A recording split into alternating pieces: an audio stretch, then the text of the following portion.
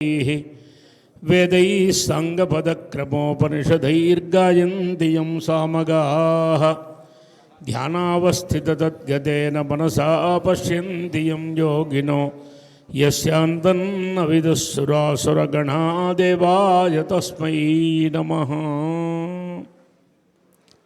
सभायै नमः। కొంచెం నిశ్శబ్దంగా ఉండండి. పరమ పవిత్రమైనటువంటి శ్రీశైల దివ్య మహాక్షేత్రం, ఈ క్షేత్రం యొక్క గొప్పతనం మన ఆంధ్రదేశంలో ఉన్నది అనేది మనందరికీ ఒక గొప్ప విషయం. ఈ ఆంధ్రదేశంలో మనం ఉన్నాం అనేది అంతకంటే మరొక ఆనందదాయకమైన విషయం. ద్వాదశ జ్యోతిర్లింగముల్లో ఒకటి, అష్టాదశ శక్తిపీఠముల్లో ఒకటి. అలాగే ఇక్కడ తీర్థం పాతాళగంగ, పర్వత శిఖరం. ఇది సామాన్యమైనటువంటి స్థానం కాదు.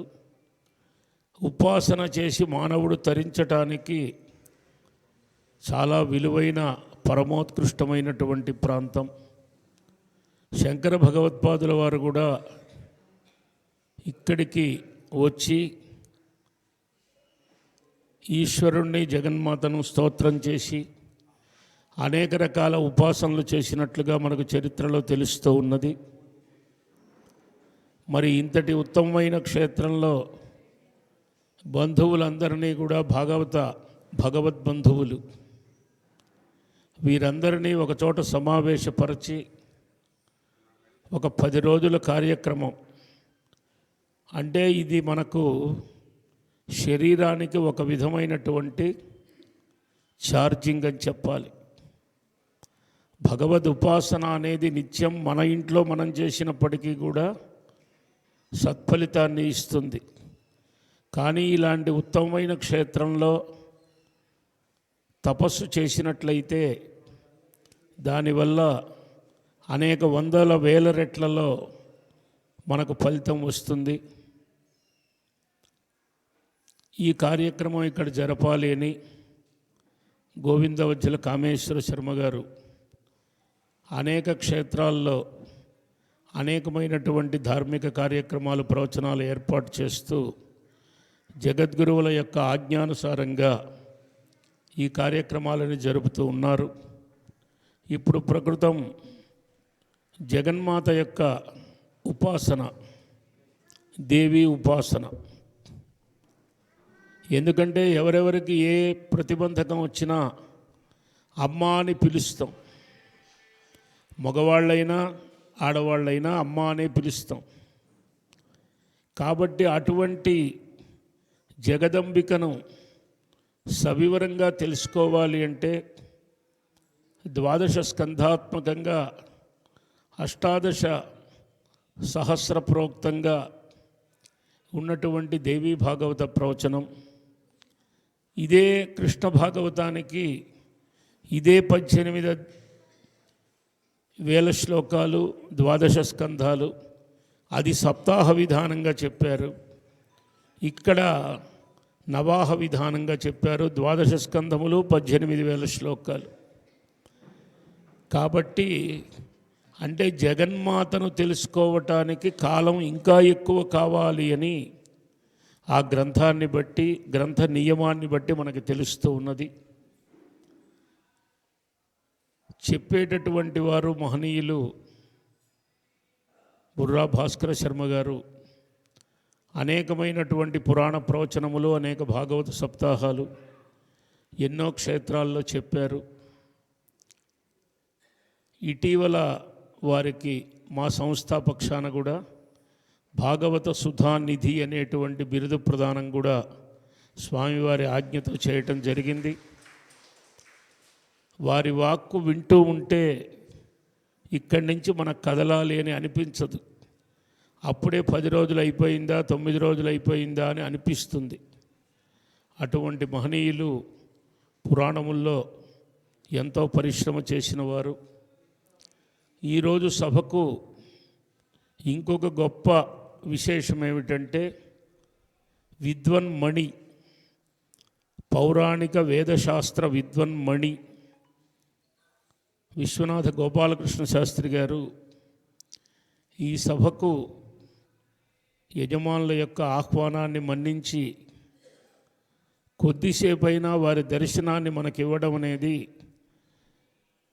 రోజంతా సూర్యచంద్రుల యొక్క గమనంతోనే కాలం గడుస్తూ ఉంటుంది. కానీ రోజు మొత్తంలో ఒక 5 నిమిషాలైనా సూర్య దర్శనం అయితే కానీ భోజనం చేయనటువంటి మహాత్ములు కూడా లోకంలో చాలామంది ఉన్నారు. కాబట్టి అలా ఈ కొద్దిసేపైనా ఆ గోపాలకృష్ణ శాస్త్రి గారి యొక్క దర్శనం సభలో అందరికీ చేయించాలి అని చాలా విశ్వప్రయత్నం చేసి కామేశ్వర శర్మ గారు శాస్త్రి గారిని ఇక్కడికి పిలిపించడం జరిగింది. అలాగే మరి బాచంపల్లి సంతోష్ కుమార్ శాస్త్రి గారు, వారు అనేక భాగవతాలు, అనేక ప్రవచనాలు కేవలం ఇక్కడ మన భారతదేశంలోనే కాకుండా అనేకమైనటువంటి ఉన్నత స్థానాల్లో కూడా వారు వెళ్ళి ధర్మ ప్రచారం చేస్తూ ఉన్నటువంటి మహనీయులు. ఎందుకంటే విప్రౌఘ దర్శనాత్ సద్య క్షీయంతే పాపరాశయ వందనాన్ మంగళావాప్తి అర్చనాత్ అచ్యుతం పదం అని చెప్పారు. మహాత్ముల దర్శనం అనేది ఒక్క 5 నిమిషాలు జరిగితే చాలు. అటువంటి మహనీయులు అందరూ వచ్చారు. ఇన్ని రోజుల పాటు ఇక్కడ దేవీ భాగవత ప్రవచనం, వేదహవనాలు, చండీపారాయణలు, వేదపారాయణలు, ఇంకా అనేకమైనటువంటి గ్రహ జపాలు, వైదిక కార్యక్రమాలు చాలా విశేషంగా జరుగుతూ ఉన్నాయి. అలాగే మా బాబాయ్ గారు విష్ణుభట్ల సూర్యనారాయణ ఘనాపాటి గారు బందర్లో ఉంటారు. వారు ఇక్కడికి రావటం విశేషం. మరి ఈ తరువాత విశ్వనాథ గోపాలకృష్ణ శాస్త్రి గారి యొక్క ప్రవచనం కూడా ఉంటుంది కొద్దిసేపు. వారు సంతోష్ కుమార్ శాస్త్రి గారు కూడా మాట్లాడిన తర్వాత మనం శాస్త్రి గారి ప్రవచనంలోకి ప్రవేశిద్దాం. కేవలం 7 రోజుల్లో పూర్తవుతుందా, 9 రోజుల్లో పూర్తవుతుందా అంటే దానికి ఒక కాల నియమం చెప్పారు. మనకేదైనా ఒక అనారోగ్యం వస్తే హాస్పిటల్లో ఎన్ని రోజులు ఉంటాము అంటే ఏదో ఒక 4 రోజులు, 5 రోజులు, వారం రోజులు అట్టిపెట్టి ఇంటికి వెళ్ళి అయ్యా మీరు ఒక నెల, 2 నెలలో, 3 నెలలో జాగ్రత్తగా ఉండండి అని చెప్తారు. అలాగే ఇక్కడ ఈ 9 రోజుల్లో చేసినటువంటి యొక్క శ్రవణమంతా మనన నిరిధ్యాసల రూపంలో ఇంటికి వెళ్ళి మనం ఆ ఫలితాన్ని పొందటానికి ప్రయత్నం చేయాలి. ఇక్కడికి వచ్చిన వారంతా ఎన్నో ప్రవచనాలు విన్నవారే, అయితే ఎప్పటికప్పుడు చెప్పుకునే మాటలే కాబట్టి మనం చెప్పుకోవటం. ఒక చిన్న వేదస్వస్తి చెప్పి తర్వాత శాస్త్రి గారికి ప్రవచనం చెప్పవలసిందిగా ప్రార్థన. ఓం అజ్ఞేనయ సుపథారాయే అస్మాన్ విశ్వాని దేవ వయునాని విద్వాన్ యోధ్యస్మజ్జుహురాణమేనో భూయిష్ఠాందే తిమ్మిధేమా ఆ దేవానామభిపంథామగన్మయచ్చగ్నవామతదను ప్రవోఢుం అజ్ఞర్విద్వాన్ సయజాత్సేదుహోత సోధ్వరాన్ సర్దోన్ కల్పయాతి యద్వాహిష్టం దదగ్నయే బృహదర్చ విభావసో महिषीवत्वद्रयिस्त्वद्वाजा उदीरते यानम्नो अस्मान् स्वस्तिभिरति दुर्गाणि विश्वा भूश्च पृथ्वी बहुलान उर्वी भवातोकायतनयाय संयोः त्वमग्ने व्रतपासि देव आमर्त्येष्वा त्वयि यज्ञेष्वीड्यः यद्वा वयं रविनाम व्रतानि विदुषा देवा विदुष्टरासः अग्निष्ठद्विश्वमापृणादि विद्वान् येभिर्देवागुमूर्तिभिः कल्पयाति विमिमे त्वापयस्वती దేవానాం ధేనుగుం సుదుఘామనపస్ఫురందీం ఇంద్ర సోమం బిబతు క్షేమో అస్తు నః. శుభమస్తు.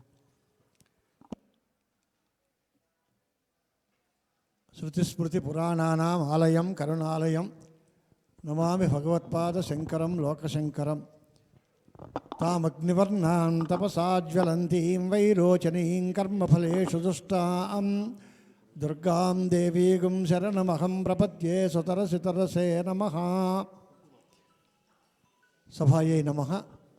సభలో ఉన్న మా అత్యంత ఆప్తులైనటువంటి ఆహితాగ్నులు, వేద పండితులు విష్ణుపట్ల ఆంజనేయ చేనుల గారు, అలాగే మా సోదరతుల్యులు, మంచి యాజ్ఞికులు, వేద పండితులు విష్ణుపట్ల సూర్యాని ఘనపాటి గారు, సోదరులు మా శృంగేరి సంస్థానం ఆస్థాన పండితులు, పౌరాణికులు చంద్రశేఖర శాస్త్రి గారి శిష్యులు సోదరుడు బాచంపల్లి సంతోష్ కుమార్ శాస్త్రి గారు, ఈ సభకంతటికి నిర్వాహకులైనటువంటి మా కామేశ్వర శర్మ గారు చాలా కాలం నుంచి పరోక్ష పరిచయం ఉంది, కొద్దిగా 1-2 సార్లు ప్రత్యక్ష పరిచయం ఉంది. ఆయన నిర్బంధంతో నేను తప్పకుండా రావడం జరిగింది ఇక్కడికి. చాలా సంతోషకరమైనటువంటి వ్యవస్థ అంతా ఏర్పాటు చేశారు ఆయన. ఆయన నిర్వహణలో చేసేటువంటి ఈ శ్రీమద్దేవి భాగవత జ్ఞానయజ్ఞం, దీనికి ఇవాళ అభినవ సుఖ బిరుదాంకితులు బ్రహ్మశ్రీ బుర్రా భాస్కర శర్మ గారు ప్రవచనం ప్రారంభించే ముందు ఇది ఉపోద్ఘాత సభ. సంక్షిప్తంగా ఆయన 9 రోజుల పాటు చెప్పే కార్యక్రమానికి మేము విస్తీర్ణమైన భూమికి వేయాల్సిన అవసరం లేదు, కానీ ఆయనే చెప్తారు.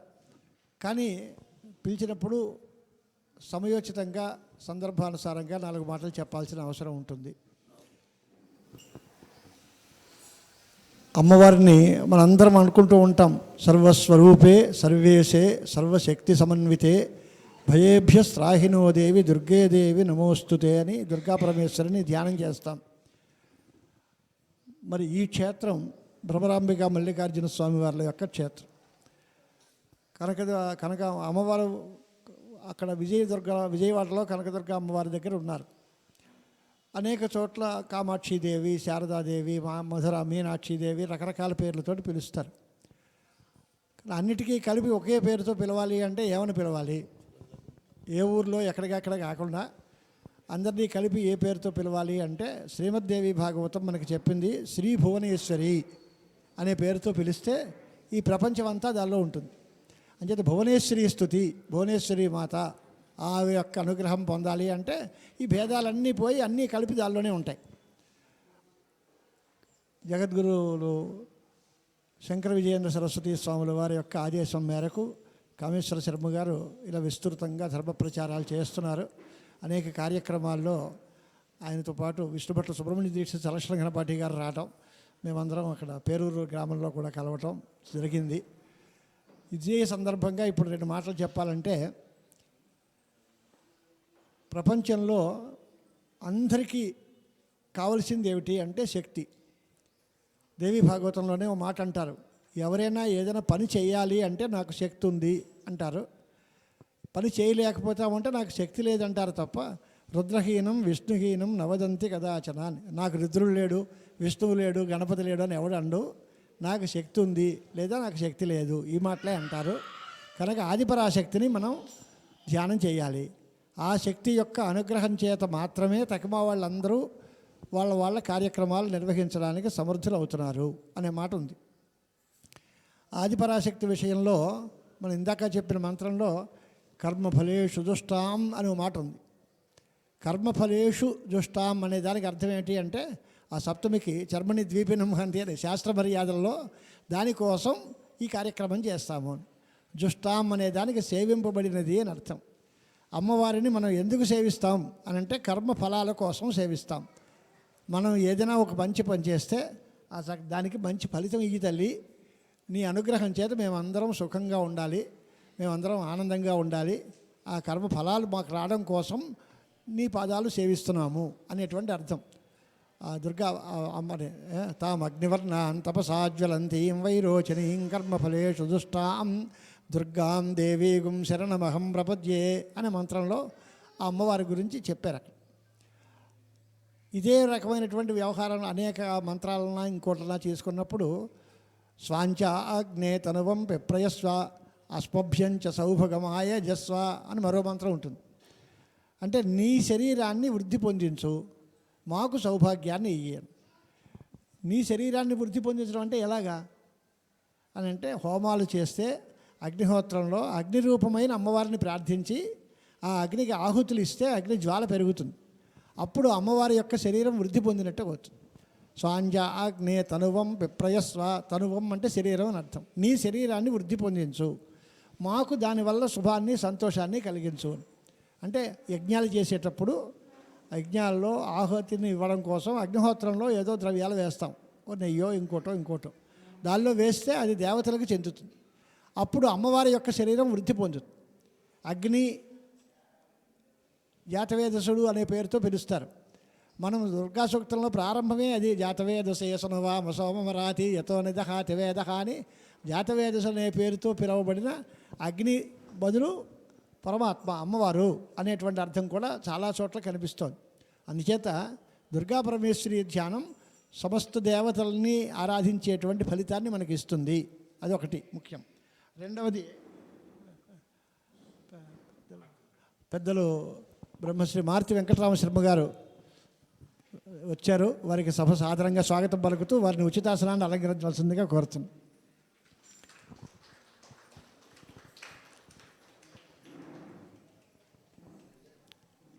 నమస్కారం. రండి. ఈ సందర్భంగా దేవీ భాగవతం గురించి సంక్షిప్తంగా చెప్పాలి అంటే, శ్రీమద్ దేవీ భాగవతాన్ని ఎవరు రాశారు, ఎవరు చెప్పారు? మొదటి ప్రశ్న. అంటే వటపత్రశయ అయిన శ్రీమన్నారాయణమూర్తికి అమ్మవారే స్వయంగా చెప్పింది. అది మొదటి ప్రశ్న. అది భాగవతాన్ని రాసింది ఎవరు? వేదవ్యాస మహర్షి అంటాం, కానీ దాన్ని ఆయన విస్తరింపజేశారు. కానీ రాసింది ఎవరు అంటే జగదంబ ఆదిపరాశక్తే చెప్పింది. ఎవరికి అంటే వటపత్రశాయి బాలముకుందుడికి అంటారు. కరారవిందేన పదారవిందం ముఖారవిందే వినివేశయంతం వటస్య పత్రస్య పుటేశయానం బాలం ముకుందం మనసాస్మరామి అని.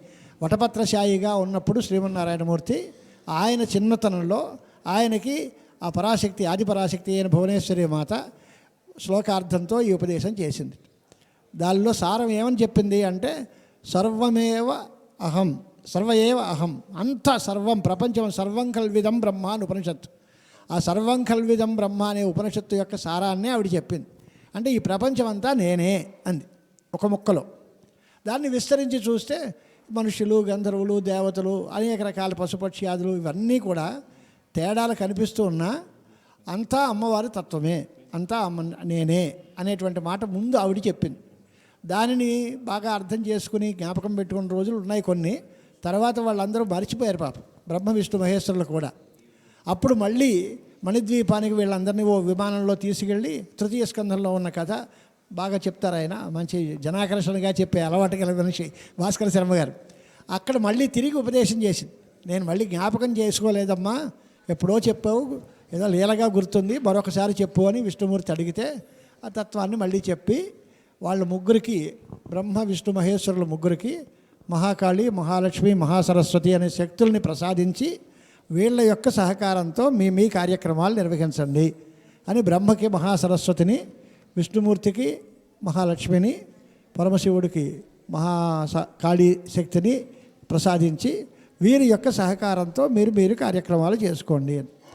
చివరిలో ఇంకొక మాట ఏం చెప్పారంటే, వస్తుతః ఉన్నది నేనే, కానీ నేనే 2 రూపాలు ధరించాను, పురుష రూపంగాను స్త్రీ రూపంగాను ఉన్నాను. ఒకడు శివుడు కానీ ఇంకోటి శక్తిగాను ఉన్నారు, కానీ మా ఇద్దరికీ భేదం చూడొద్దు. భేదకృత్ పాపకృత్ భవేత్. దేవీ గీత అని అద్భుతమైన గీత, 5-6 అధ్యాయాలు హిమవంతుడికి చెబుతుంది అమ్మవారు. చాలా చెప్పినటువంటి సమస్త శాస్త్ర సారం, వేదాంత సారం అంతా దానిలో ఉంది. దానిలో కూడా అమ్మవారి ఉపదేశం ఏమిటి అంటే, నేనే ఉన్నాను, నేను ఒక్కదాన్నే ఉన్నాను, ప్రపంచమంతా నిండి ఉన్నది నేనే సత్యము, తకమాదంతా నా మాయ చేత కల్పింపబడిన జగత్తు అనేటువంటి మాట. సదైకత్వం నభేదోస్తి, ఎప్పుడూ ఏకత్వమే తప్ప భేదం లేదు. అలాగే ఈ ప్రపంచమంతా ఉన్నది అమ్మవారి తత్వమే. నీరు ఉంటుంది. నీరు గ్లాసుతో తీసుకుంటాం, చెంబుతో తీసుకుంటాం, బిందెలతో తీస్తాం, బాల్చీలతో తీస్తాం. ఏ ఆకారం ఏదైనా, గ్లాస్ అయినా చెంబు అయినా ఏదైనా లోపల ఉన్న నీరు అదే కదా. అలాగే చైతన్యం అనేది ఒకటే. ఆ చైతన్యమే ఈ ఉపాధి భేదముల చేత రకరకాలుగా కనిపిస్తోంది. కనుక సమస్త జగదంతర్యామి అయినటువంటి ఆ పరాశక్తిని మనం భావన చేసి ఆవిడ అనుగ్రహాన్ని పొందడం కోసం శ్రీమద్దేవి భాగవతం పారాయణ చేయటం. ఇంకో విశేషం ఏంటంటే కృష్ణ భాగవతానికి దేవి భాగవతానికి తేడా ఏంటి అంటే, కృష్ణ భాగవతాన్ని శ్రీ శుకాచార్యుల వారు పరీక్షిత్ మహారాజుకి చెప్పారు. అక్కడ వినేవాడు తండ్రి, చెప్పేవాడు కొడుకు. ఇక్కడ ఈ భాగవతం దగ్గరకు వచ్చేసరికి చెప్పే ఆయన తండ్రి గారు, వినేవాడు కొడుకు. జనమేజయ మహారాజా వారికి వేదవ్యాస భగవానుడు చెప్పారు. దానికి దీనికి తేడా అంటే శ్రీశుకులకి కూడా తండ్రి గురువు అయినటువంటి వేదవ్యాస మహర్షే ఈ దేవీ భాగవతాన్ని జనమేజయ మహారాజుకి చెప్పినట్టుగా కథ ఉంది. దానిలో ఇంకొక మాట, అంటే సమాజంలో ఈ మాట అందరూ పెద్ద అంగీకరిస్తారా లేదా తెలియదు, కానీ వేదవ్యాసుల వారు చెప్పిన మాట ఏంటి అంటే, భాగవత సప్తాహం చేసిన తర్వాత పరీక్షిత్ మహారాజు గారికి పూర్తిగా ముక్తి కలగలేదు.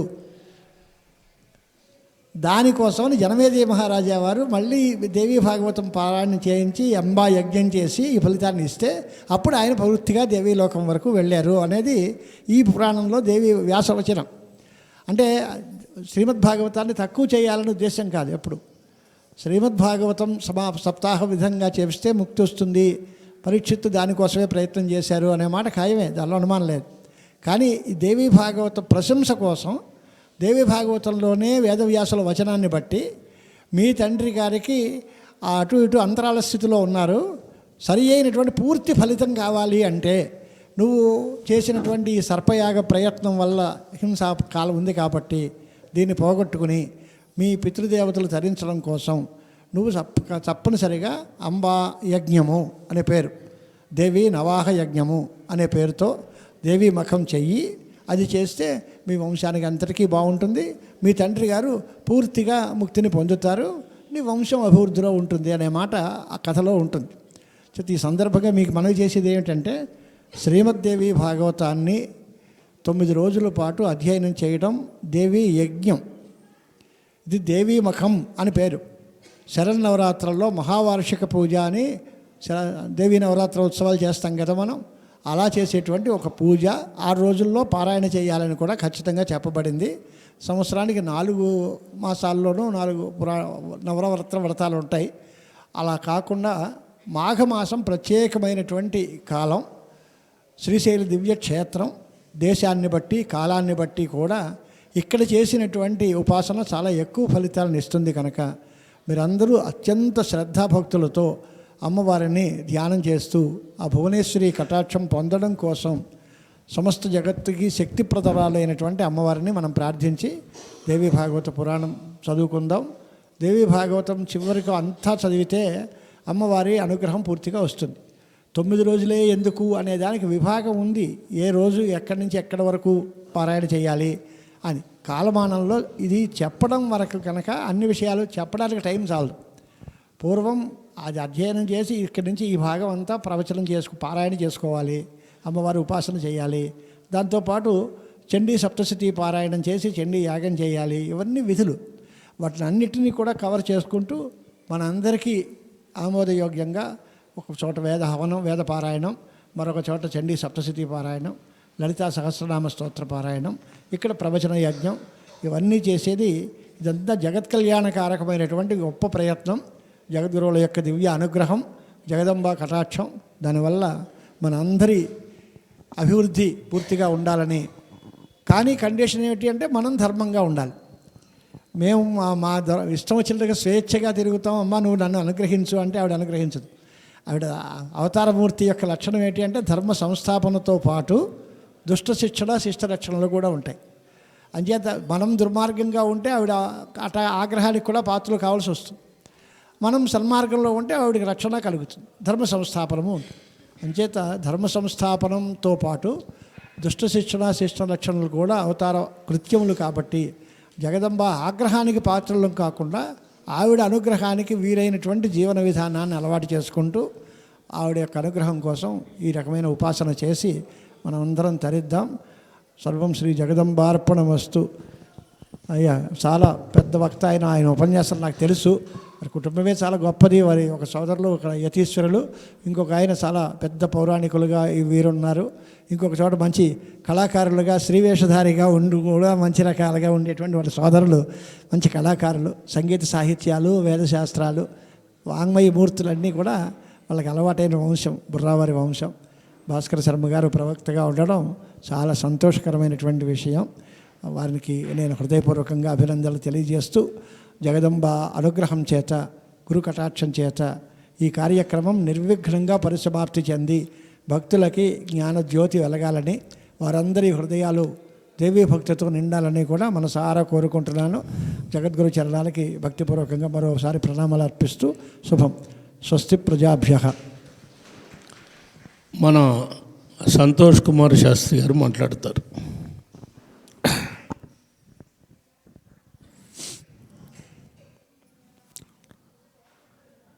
జయ జయ జగదంబ శివే,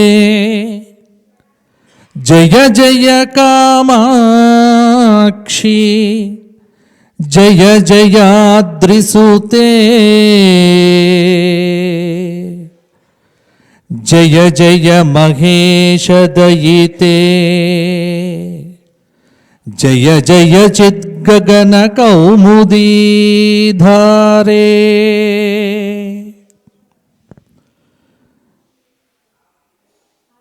దక్షిణాంనాయ శృంగేరి శారదాపీఠాధీశ్వరుల దివ్య చరణారవిందములకు సాష్టాంగ ప్రణామములు సమర్పణం చేస్తూ, కంచి కామకోటి పీఠాధీశ్వరుల దివ్య చరణ కమలములకు సాష్టాంగ ప్రణామములు సమర్పణం చేస్తూ, ఏతత్ క్షేత్ర అధిష్టాత్రి భ్రమరాంబికాదేవి సమేత మల్లికార్జున స్వామివారి దివ్య చరణ కమలములను ధ్యానిస్తూ, శంకర భగవత్పాదుల ఉపాసన క్షేత్రం ఈ శ్రీశైల ధామం. చాలా ఉత్కృష్టమైనటువంటి స్థానంలో ఈ రోజున మనమందరం ఉన్నాం. ఈ వేదిక మామూలు వేదిక కాదు. ఒక పక్కన ఆంజనేయ ఘనపాటి గారు, వారి పేరు చెబితే చాలు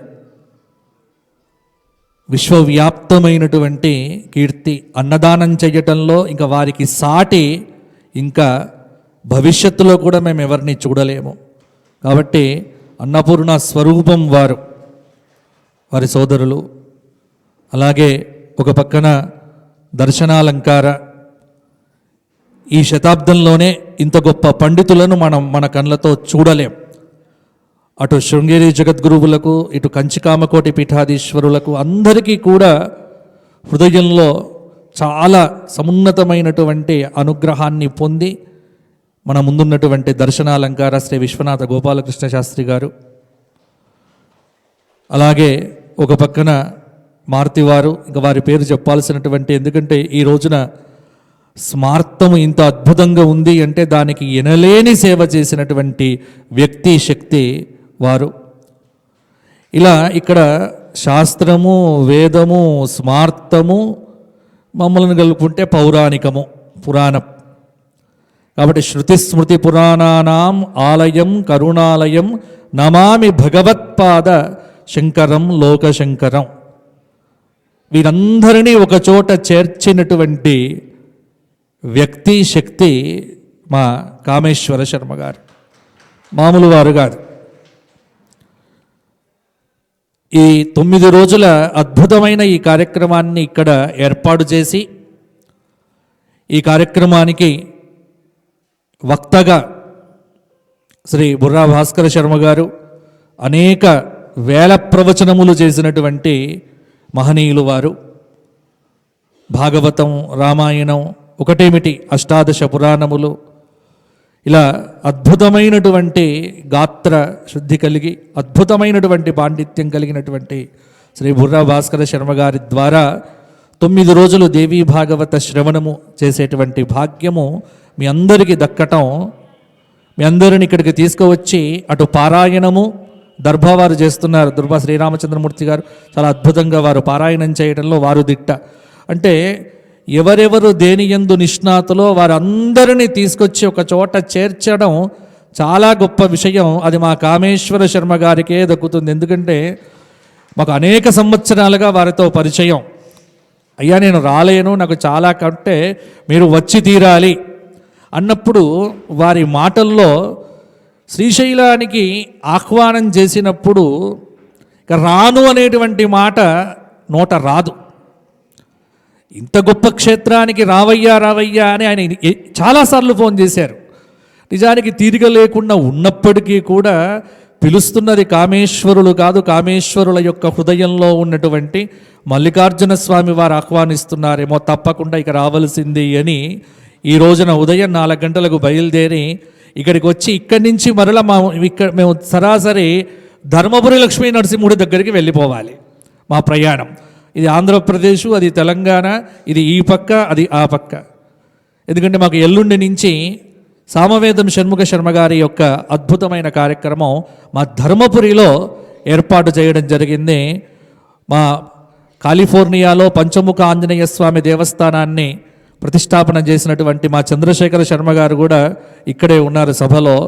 వారు ఈ కార్యక్రమాన్ని ధర్మపురిలో ఏర్పాటు చేయడం, అదంతా నిర్వహణ బాధ్యత తీసుకోవడం. కాబట్టి లోకంలో ఈ కార్యక్రమాలన్నీ జరగాలి అద్భుతంగా.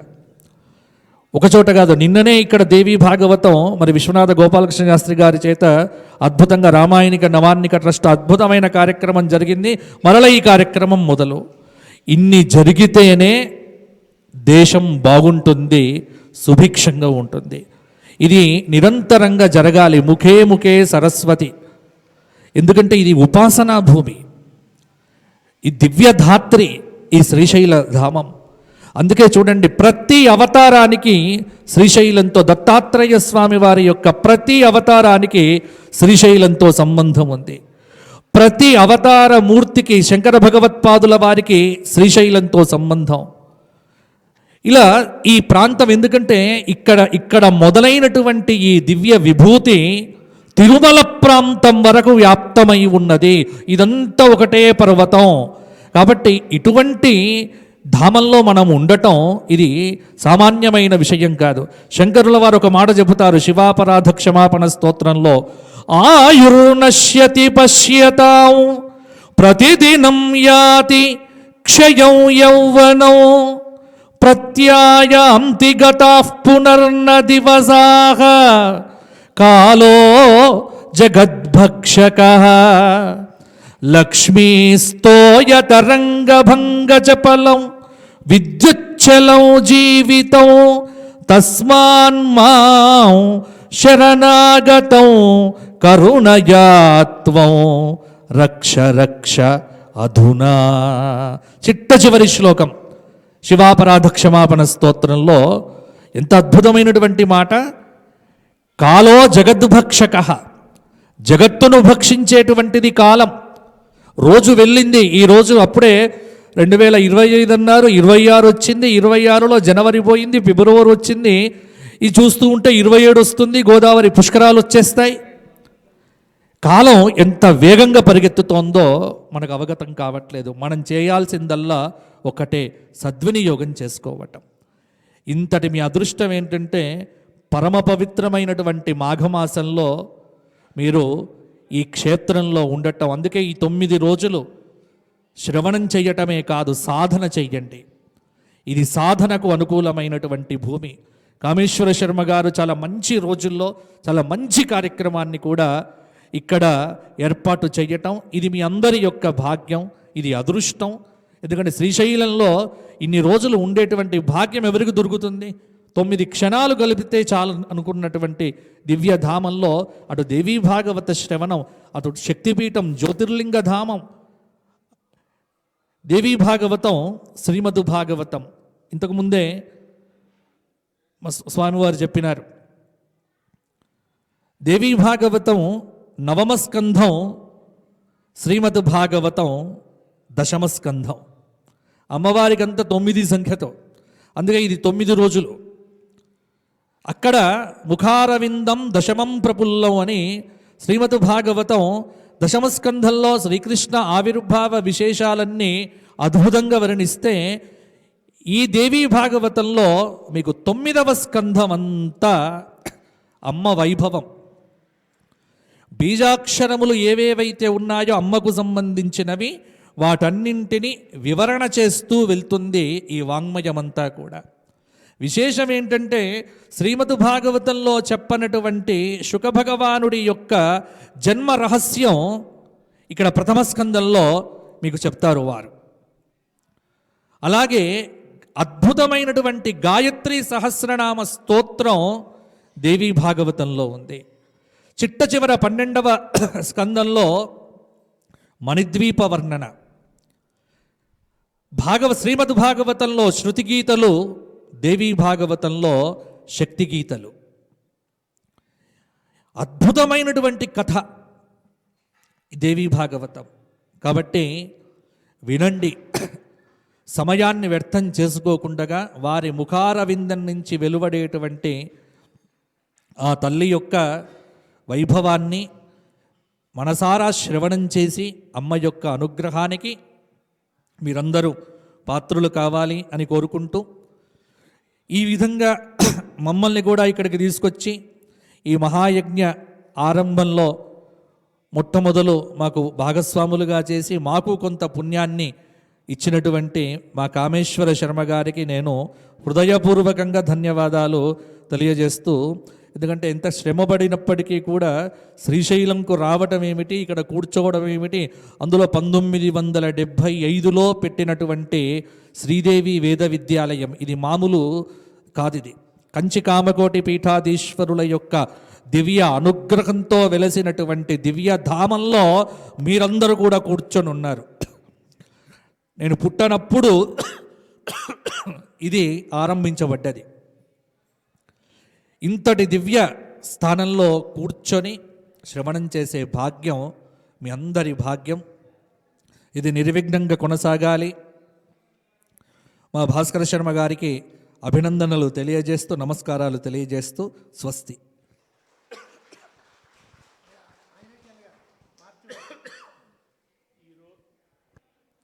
ఈరోజు ఈ సభకు తూములూరి బాలాజీ గారు పరమ ధార్మికులు వారు కూడా రావడం అనేది చాలా విశేషం. మార్తి వెంకట్రామ శర్మ గారు మనందరికీ నిత్యం వేదం అందరికీ తెలియదు, శాస్త్రం అందరికీ తెలియదు, పురాణములు అందరికీ తెలియదు. అందరికీ తెలిసింది, అందరికీ అవసరమైంది సంస్కార కర్మలు, పంచదశ సంస్కార కర్మలు, ఉపనయనం, వివాహం. ఇలా ఈ సంస్కార కర్మలన్నిట్లో కూడా ధర్మశాస్త్రబద్ధంగా యాజ్ఞికములు చేయించేటటువంటి స్మార్త పండితుల్ని కొన్ని వందల మందిని తయారు చేసినటువంటి మహనీయులు. కేవలం తయారు చేయటం కాకుండా పాత రోజుల్లో అనేక మంది గ్రంథాలు రాశారు. ఇప్పుడు మనం ఇంకా కొన్ని విశేషాలతో కలిపి గ్రంథాలు తయారు చేయాలి అని స్మార్త గ్రంథములన్నీ కూడా మార్తి వెంకట్రామ శర్మ గారు తయారు చేసి లోకానికి అందించి, ఇవాళ ఇంచుమించుగా స్మార్త పండితులు ప్రయోగాలు చేయిస్తున్నారు అంటే వారు రాసినటువంటి గ్రంథములు ఆధారంగానే చేయిస్తున్నారు. అటువంటి మహాపండితులు ఇవాళ ఇక్కడికి రావటం చాలా విశేషం. వారు కూడా ఒక 5 నిమిషాలు మాట్లాడతారు అని చెప్పి తెలియజేస్తున్నాం. సర్వస్వరూపే సర్వేశే సర్వశక్తి సమన్వితే భయేభ్యస్త్రాహినో దేవి దుర్గే దేవి నమోస్తుతే. అస్మద్గురుభ్యో నమః. వేదికను అలంకరించిన పెద్దలు విశ్వనాథ గోపాలకృష్ణ శాస్త్రి గారు, బాజంపల్లి సంతోష్ కుమార శర్మ గారు, అలాగే ఈ రోజు నుండి నవాహ్నిక ప్రవచనం శ్రీమద్దేవి భాగవతాన్ని ప్రవాచకులుగా ఉన్నటువంటి బ్రహ్మశ్రీ బుర్రా భాస్కర శాస్త్రి గారు, అలాగే విష్ణుపట్ల ఆంజనేయ జైనులు గారు, కామేశ్వర శాస్త్రి గారు, ఉపస్థితులైన పెద్దలందరికీ నమస్కారం. నేనేం పెద్దగా సంభాషించగలిగిన సామర్థ్యం కలవాడిని కాదు. ఏదో యాదృచ్ఛికంగా ఇక్కడికి నేను రావడం, ఈ కార్యక్రమం చేస్తున్నారని వారు చెప్పడంతో సరే కొంతసేపైనా ఈ కార్యక్రమంలో ఉంటే మనకు శ్రవణాన్ ముక్తి అన్నారు కాబట్టి మంచి మాటలు 4 చెవును పడతాయనే అభిప్రాయంలో రావటం జరిగింది. అనుకోకుండా దేవీ భాగవతాన్ని నేను కూడా ఒక విజయవాడలో ఒక 30 సంవత్సరాల క్రితం పురాణ ప్రవచనం చేయటం జరిగింది. చాలా మహిమాన్వితమైనటువంటి గ్రంథం. ఇందాక శాస్త్రి గారు చెప్పినట్లుగా అనేక విషయాలు అందులో ఉన్నాయి. వాటిని ఆకళింపు చేసుకొని ఆచరణలోకి తీసుకొచ్చుకోవటమే గొప్పది. ఇదే దివ్యమైనటువంటి క్షేత్రం. అటు శక్తిపీఠం, ఇటు జ్యోతిర్లింగ క్షేత్రం, చెప్పేవారు బృహస్పతి సములు. ఇటువంటి మహత్తరమైన సన్నివేశాన్ని సద్వినియోగం చేసుకోవటం, దాన్ని ఆచరణలోకి తీసుకున్నట్లయితే మనం చరితార్థులం అవడానికి సర్వదా అవకాశాలు ఉంటాయి. కాబట్టి అటువంటి సదవకాశాన్ని భక్తులందరూ వినియోగించుకొని కృతార్థులు కావాల్సిందిగా కోరుకుంటూ నేను ఇంతటితో విరమిస్తున్నాను. స్వస్తి. అలాగే ఈరోజు మొదటి రోజు కాబట్టి ప్రాతకాలం కుంకుమార్చన జరపలేదు. ఈరోజు సాయంత్రం 4 గంటల నుండి 5 గంటల వరకు ఇక్కడ రాజరాజేశ్వరి మందిరంలో కుంకుమార్చన జరుగుతుంది అని చెప్పి తెలియజేయమని చెప్పారు. రేపటి నుండి ఉదయం పూటే కుంకుమార్చన, 5 గంటల నుండి శాస్త్రి గారి ప్రవచనం జరుగుతుంది. కాలం అనేది తెలియకుండా వెళ్ళిపోతుంది. కానీ ఉన్న కాలాన్ని మనం అందరం అవకాశం ఉన్నంత వరకు మరి స్తోత్రములు, స్వానుష్ఠానములు, అలాగే జరిగేటటువంటి వేదపారాయణలు, వాటన్నిటిలో మనం పాల్గొని కాలాన్ని మనం అందరం సద్వినియోగం చేయటానికి విశేషంగా ప్రయత్నం చేయాలి. ఇప్పుడు బాలాజీ గారు మాట్లాడతారు. సభకు నమస్కారం. నేను ఒక నిరక్షర కుక్షిని. ఏదో మహానుభావులు నాకు తోచిన విధంగా ఏదన్నా సహాయం చేయగలనని చెప్పి ఇటువంటి కార్యక్రమాల్లో నాకేదన్నా మంచిగా ఏమన్నా తోస్తే ఇంకా బాగా చేయాలని చెప్పి ఆలోచన తప్పించి వేదాల గురించి కానీ, శాస్త్రాల గురించి కానీ, పురాణాల గురించి కానీ ప్రసంగించే అంత పెద్దవాడిని మాత్రం కాదు. కానీ వేదం లేకపోతే మనం లేదని చెప్పి కుపా కృష్ణమూర్తి గారు నాకు చాలాసార్లు చెప్పారు. వారి దయ వల్ల కొంత ఒక అవగాహన అయితే వచ్చింది. ఇటువంటి కార్యక్రమాలు జరిగితే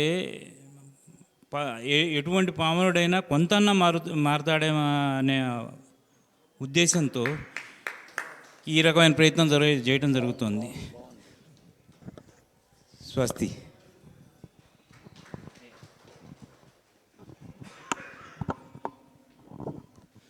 అలాగే విశ్వనాథ గోపాలకృష్ణ శాస్త్రి గారు సతీమణి గారు వచ్చారు.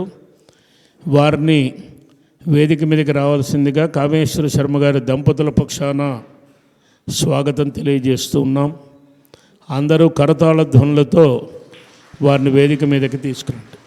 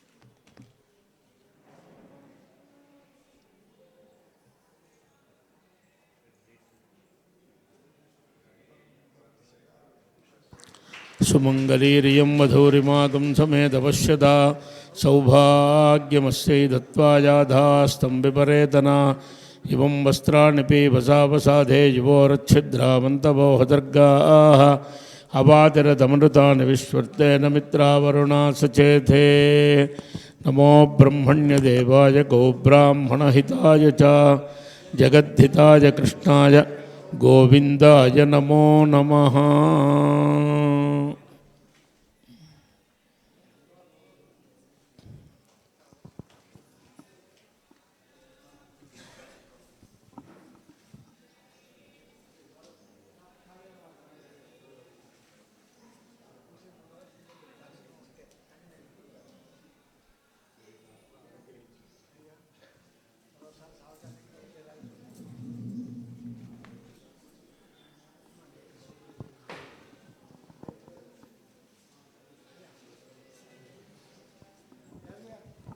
ఆవిడికి బాగా ఆరోగ్యం చెట్లు ఆశీర్వాదం చేయండి వారి ధర్మపత్ని గారికి, అది కావలసిన ముఖ్య విషయం.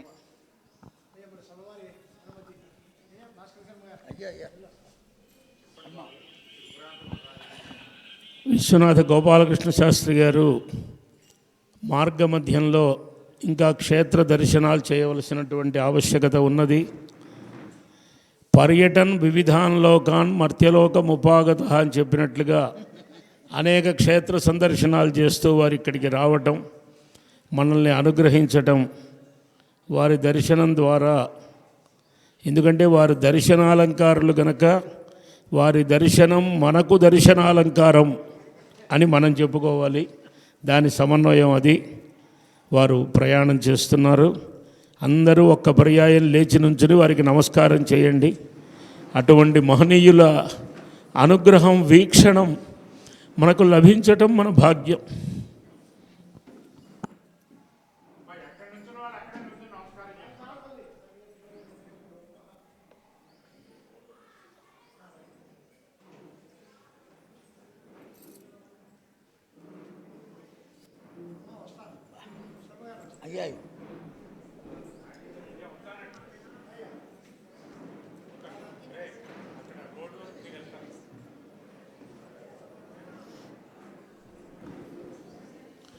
ఇప్పుడు బాచంపల్లి సంతోష్ కుమార్ శాస్త్రి గారికి సన్మానం చేస్తున్నారు.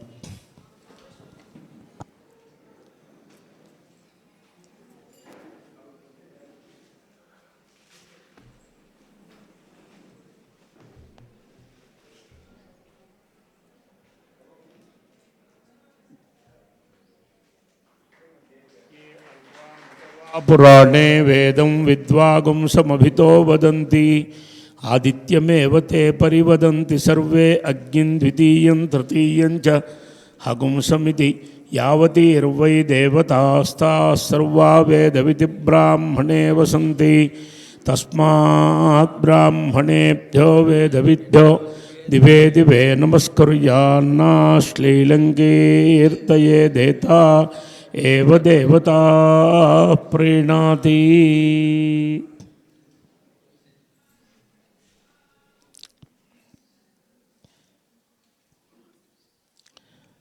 మార్తి వెంకట్రామ శర్మ గారికి సంస్థాపక్షాన సన్మానం చేస్తూ ఉన్నారు.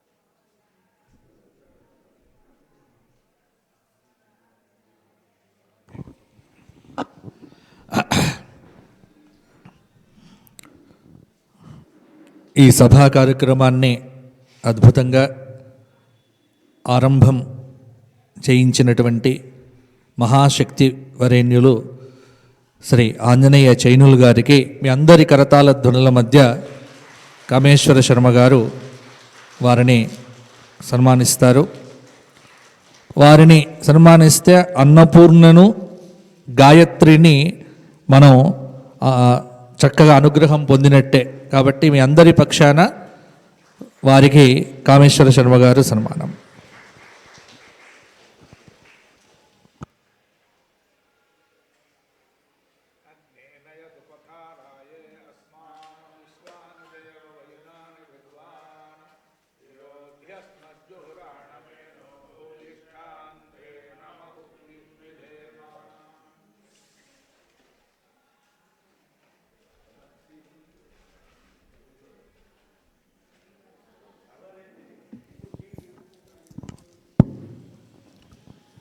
ఇక ప్రకృతమైనటువంటి ముఖ్య కార్యక్రమం శాస్త్రి గారి యొక్క అద్భుతమైన ప్రవచనం ప్రసంగం. అది ఇహ గంగా ప్రవాహంగా ప్రవహిస్తుంది. మనం అందరం కూడా ఆ దేవీ భాగవత ప్రవచనాన్ని మనం అందరం భక్తి శ్రద్ధలతో చేద్దాము అని చెప్పి తెలియజేస్తూ ఉన్నాం.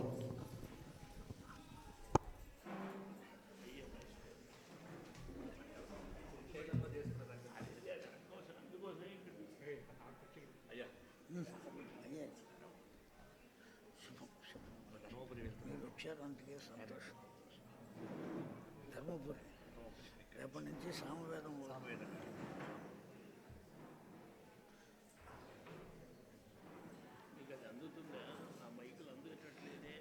అంటే సహజంగా ఉపన్యాసుడు బాగా ఎత్తుంటాడని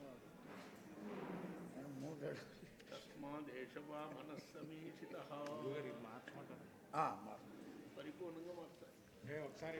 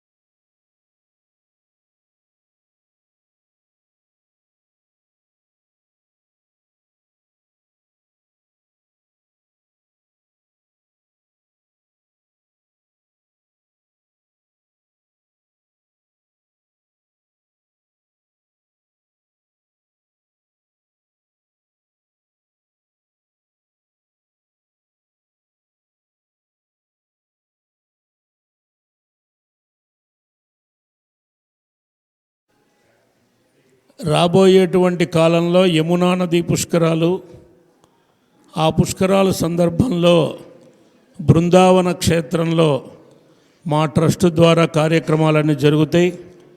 ఆ సందర్భంలో బుర్రా భాస్కర శర్మ గారి భాగవత ప్రవచనం కూడా జరుగుతుంది అని సభాముఖంగా అందరికీ చెప్తూ ఉన్నాం.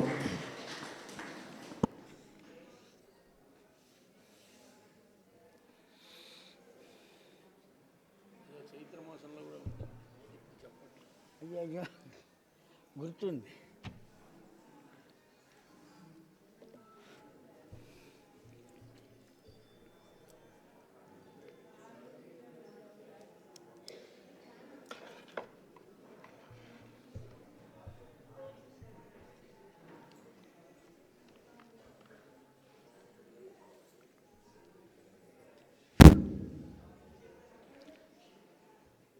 శుక్లాంబరధరం విష్ణుం శశివర్ణం చతుర్భుజం ప్రసన్నవదనం ధ్యాయేత్ సర్వవిఘ్నోపశాంతయే.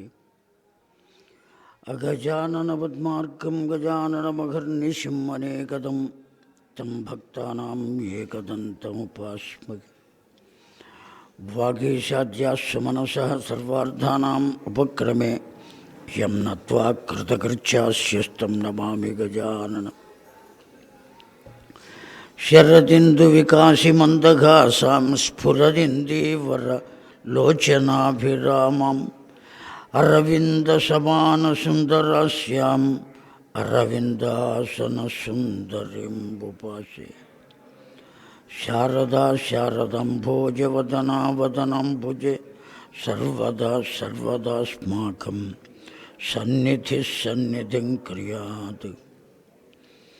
శ్రీరామచంద్రః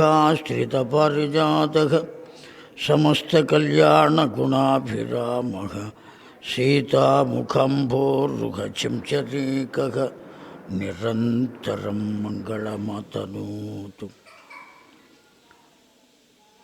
వాగర్ధావివ సంపృక్తౌ వాగర్ధప్రతిపత్తయే జగతః పితరౌ వందే పార్వతీ పరమేశ్వరౌ. శృతిస్మృతిపురాణానాం ఆలయం కరుణాలయం నమామి భగవత్పాదం శంకరం లోకశంకరం. సదాశివసమారంభాం వ్యాసశంకరమధ్యమాం అస్మదాచార్యపర్యంతం వందే గురుపరంపరాం. గురుర్బ్రహ్మా గురుర్విష్ణుః గురుర్దేవో మహేశ్వరः గురు సాక్షాత్ పరం బ్రహ్మ తస్మై శ్రీ గురవే నమః. ఓం నమో బ్రహ్మాదిభ్యో వంశ ఋషిభ్యో నమో గురుభ్యః. హరి ఓం తత్సత్.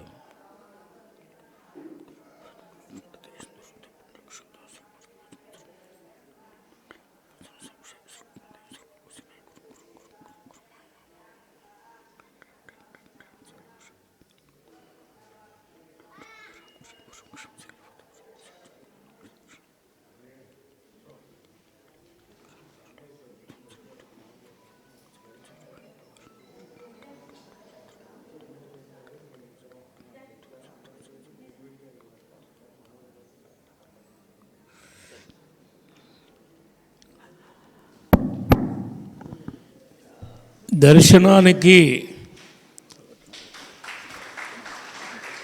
పేర్లు ఇవ్వమని చెప్పారట. ఆ పేర్లు విడివిడిగా ఎవరి పేర్లు వారు,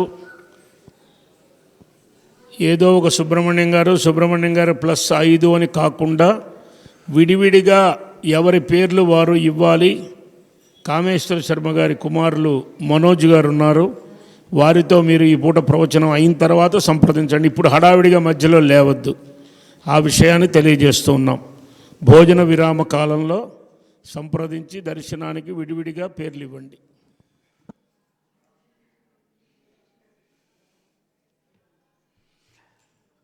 నేను చెప్తాను, నాతో పాటు మీరు కూడా చెప్పండి. శ్రీమాత్రే నమః. శ్రీమాత్రే నమః. శ్రీమాత్రే నమః. శివాయ గురవే నమః. శివాయ గురవే నమః. శివాయ గురవే నమః. సర్వచైతన్యరూపాం తాం ఆద్యాం విద్యాంచ ధీమహి బుద్ధిం యా నః ప్రచోదయాత్ సర్వచైతన్యరూపాం తాం ఆద్యాం విద్యాం చ ధీమహి బుద్ధిం యా నః ప్రచోదయాత్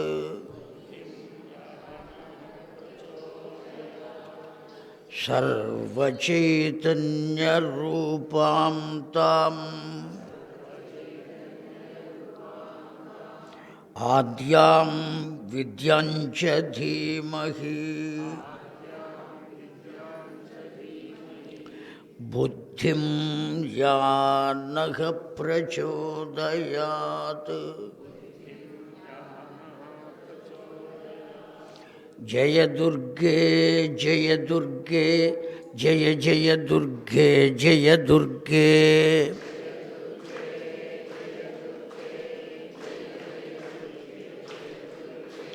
జయ దుర్గే జయ దుర్గే జయ జయ దుర్గే జయ దుర్గే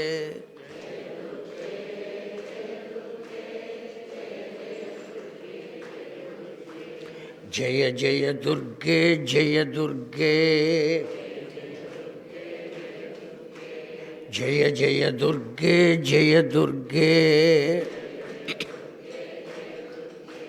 జయ జయ దుర్గే జయ దుర్గే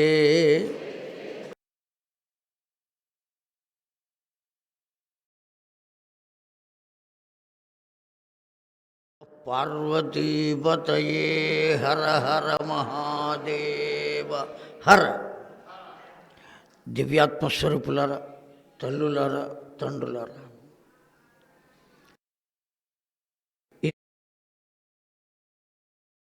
భ్రమరాంబ సమేత మల్లికార్జున స్వామి వారి యొక్క దివ్య చరణారవిందములకు, ఇంకా ఈ దివ్యమైన క్షేత్రంలో వేంచేసి ఉన్నటువంటి సకల దేవతాగణము యొక్క చరణారవిందములకు శతకోటి వందన సమర్పణం చేస్తూ శ్రీమద్దేవి భాగవత గాథ శ్రవణం చేయడానికి ఆసీనులై ఉన్నటువంటి సరస్వతి స్వరూపమైనటువంటి సభకు శిరస్సు వంచి నమస్కరిస్తూ ఈనాటి నుండి 11వ తారీఖు వరకు నవాహ దీక్షగా శ్రీమద్దేవి భాగవత జ్ఞాన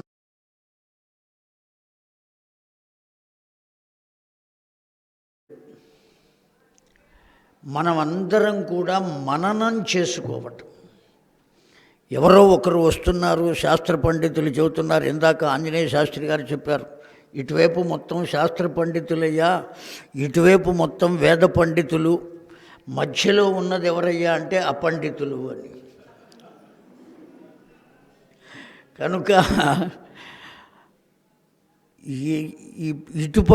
ఇటుపక్కన సింహాలు ఏనుగులు ఉన్నాయి, మధ్యలో మూషికం ఉన్నది. అయినప్పటికీ గణపతి అధిష్టానం అయినటువంటిది కనుక భయం లేకుండా కూర్చున్నది ఆ మూషికం కూడా. కనుక ఎంతోమంది పెద్దల చేత శ్రవణం చేసినటువంటి పెద్దలంతా ఇక్కడ ఉన్నారు. పూర్వ పరిచయం ఉన్నవారు కూడా కొద్దిమంది ఉన్నారు, మహానుభావులు. ఈ పసివాడు అమ్మవారి యొక్క ఆవిష్కరణ, అమ్మవారి యొక్క తత్వం తెలియచేయడానికి ఉద్యుక్తుడవుతున్నాడు. శ్రీమద్దేవి భాగవతం, శ్రీమద్భాగవతం 2 భాగవతాలు ఉన్నాయి మనకు. ఈ రెండిటికి భాగవతము అనేటువంటి పేరే ఎందుకు పెట్టాడు? కేవలం భగవత్ సంబంధమైనది భాగవతం, భగవంతుని చేతనే చెప్పబడింది భగవద్గీత అని మనం అనుకుంటున్నాం. భగవంతుని గురించి చెప్పింది కనుకనే భాగవతం అని అనేట్లయితే, అష్టాదశ పురాణములు మొత్తం చెప్పింది భగవంతుని గురించే. కనుక 18 పురాణములు భాగవతాఖ్యాయమై ఉండి తీరాలి. మన అందరి చేత భాగవతం అనే పిలువబడి ఉండాలి. ఒక్కొక్క పురాణానికి ఒక్కొక్క పేరు ఉన్నది. అది ఎలా ఉన్నది, ఎందుకున్నది అట్లాగా? అన్నీ భగవంతుని గురించి చెప్పినవే కదా. అంటే వ్యాస భగవానుడు మత్స్య పురాణంలో అందమైన శ్లోకం చెప్పారండి. దేన్ని భాగవతం అనాలి అనేటువంటి దానికి నిర్ధారణ చేసి ఒక శ్లోకాన్ని చెప్పారు వ్యాస భగవానుడే. ఎక్కడ దేన్ని కూడా వదిలిపెట్టకుండా సకల మానవ జాతికి ఉపకారం చేసిన వారెవరైనా ఉన్నారా ఆ కాలంలో అని అంటే కృత, త్రేత, ద్వాపర, కలియుగాలకు, ఈ మహాయుగంలో ఉన్న 4 యుగాలకు కూడా భగవంతుని తరువాత గొప్ప ఉపకారం చేసిన వారు ఎవరయ్యా అంటే కేవలం వ్యాస భగవానుడు. అంతకు మించి చెప్పడానికి వీర్లేదు. అయ్యా ముగ్గురు మహానుభావులు లేచిన వెంటనే మన చేత స్మరింపదగిన వారు ఉన్నారు. ముగ్గురు మహానుభావులు.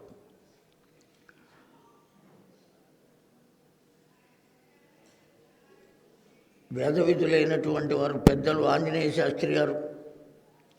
వారు ఇక్కడ ఉండి సభను నడపటం అనేది కూడా మనం చేసుకున్నటువంటి భాగ్యం.